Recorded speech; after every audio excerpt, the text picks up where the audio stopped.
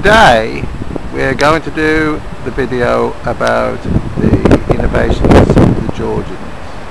We're talking about the period 1700 to 1800. It is all about water power and fixed steam engines.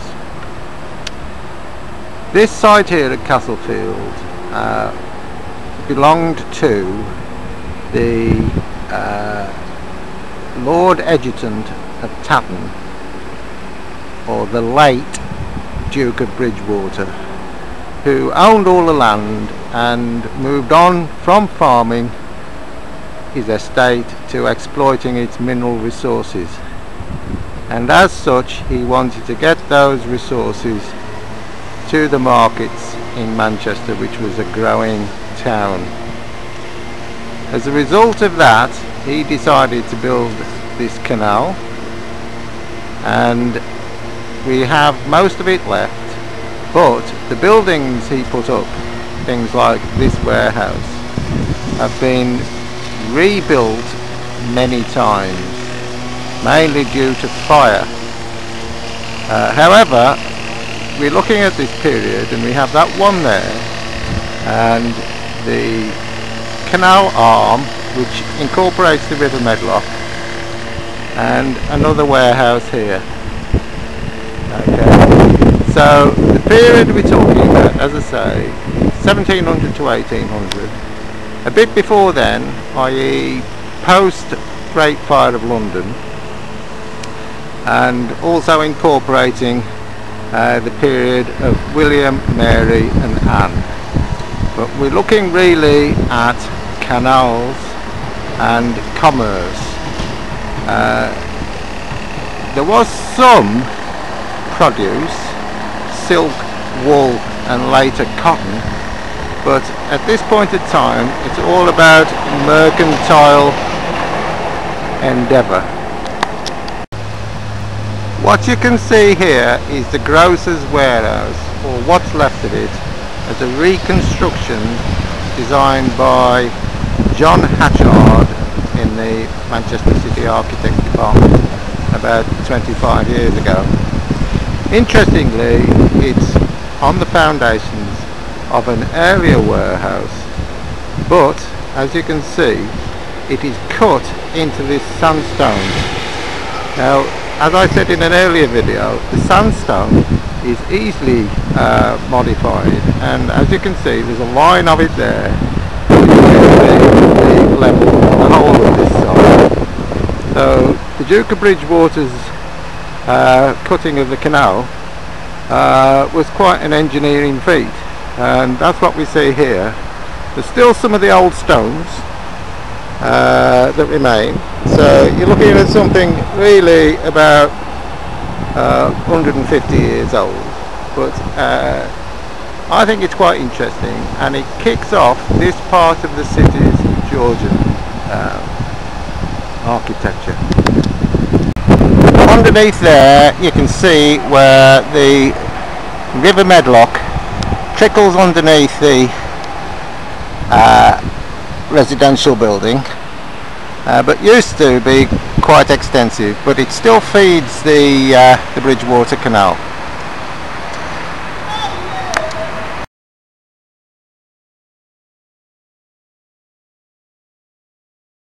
Here we see Thomas Harrison's portico library of 1806.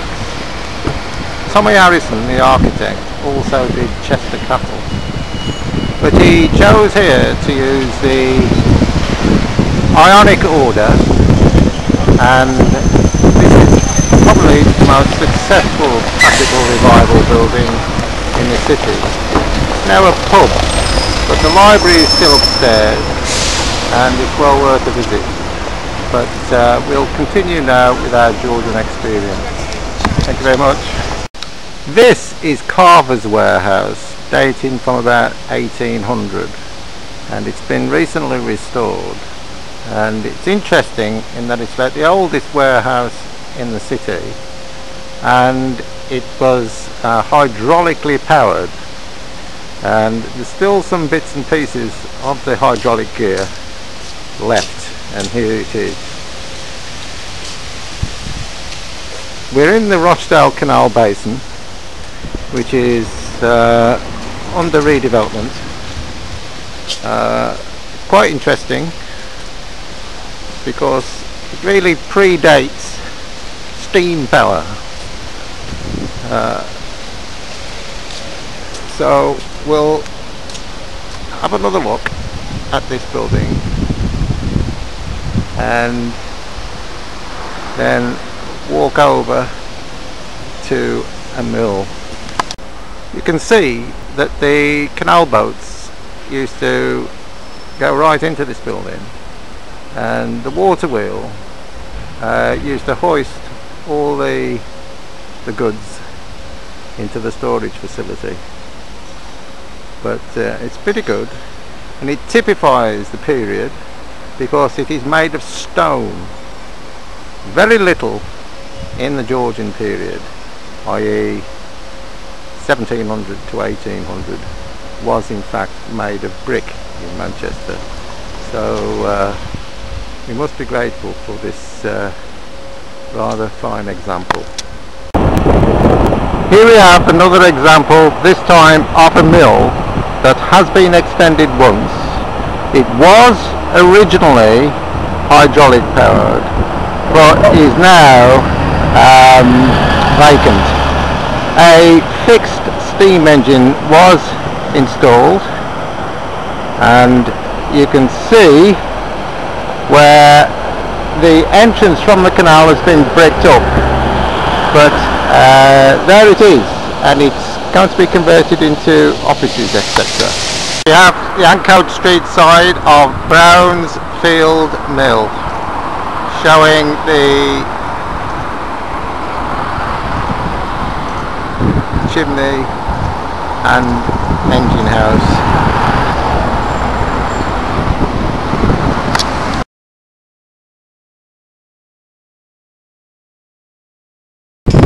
Here we have Royal Mill, 1797, but this is the rebuild of 1912. You will see this relates to the etching at the beginning of this shoot.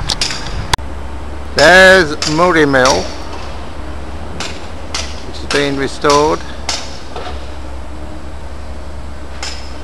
and it would have had direct access to the canal here, but the canal has been altered so that the canal arm connections into the building are blocked off.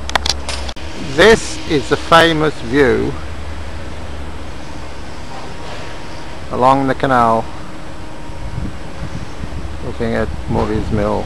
I did a lot of work on Adam Morrie and his forefathers because he was a keen churchgoer and used to live in Cheetham Hill, and he has a monument which needs to be placed somewhere around here.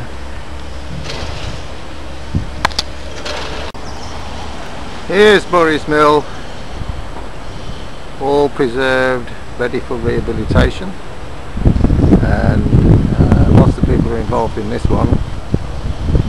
You can see that it is an absolutely stupendous development, and